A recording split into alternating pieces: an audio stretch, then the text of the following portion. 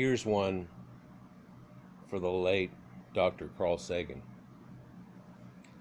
In 1980, Carl Sagan released a PBS series called Cosmos.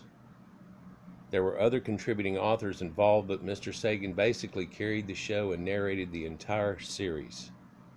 A companion book became available that contained 13 chapters that coincided with each episode on TV.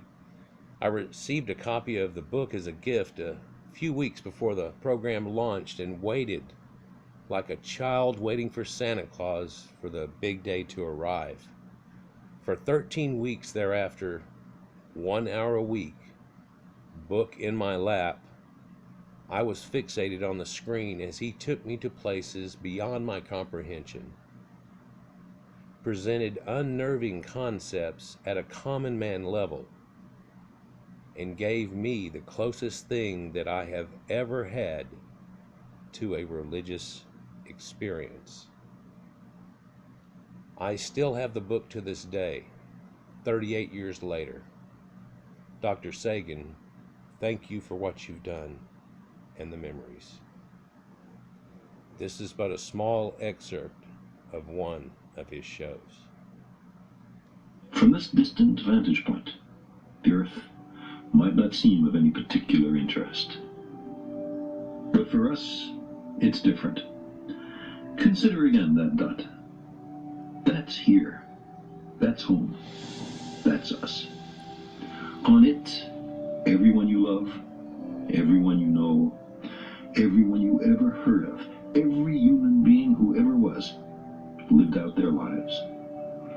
The aggregate of our joy and suffering, thousands of confident religions, ideologies, and economic doctrines, every hunter and forager, every hero and coward, every creator and destroyer of civilization, every king and peasant, every young couple in love, every mother and father, hopeful child, inventor and explorer, every teacher of morals, every corrupt politician, every superstar, every supreme leader, every saint and sinner in the history of our species lived there, on the mote of dust, suspended in a sunbeam. The Earth is a very small stage in a vast cosmic arena. Think of the rivers of blood spilled by all those generals and emperors, so that in glory and triumph they could become the momentary masters of a fraction of a dot. Think of the endless cruelties visited by the inhabitants of one corner of this pixel on the scarcely distinguishable inhabitants of some other corner. How frequent their misunderstandings, how eager they are to kill one another, how fervent their hatreds.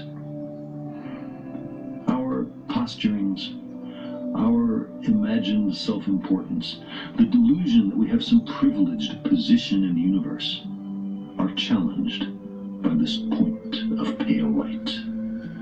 Our planet is a lonely speck in the great enveloping cosmic dark. In our obscurity, in all this vastness, there is no hint that help will come from elsewhere to save us from ourselves. The Earth is the only world known so far to harbor life. There is nowhere else, at least in the near future, to which our species could migrate. Visit? Yes. Settle? Not yet. Like it or not, for the moment, the Earth is where we make our stand. It has been said that astronomy is a humbling and character-building experience.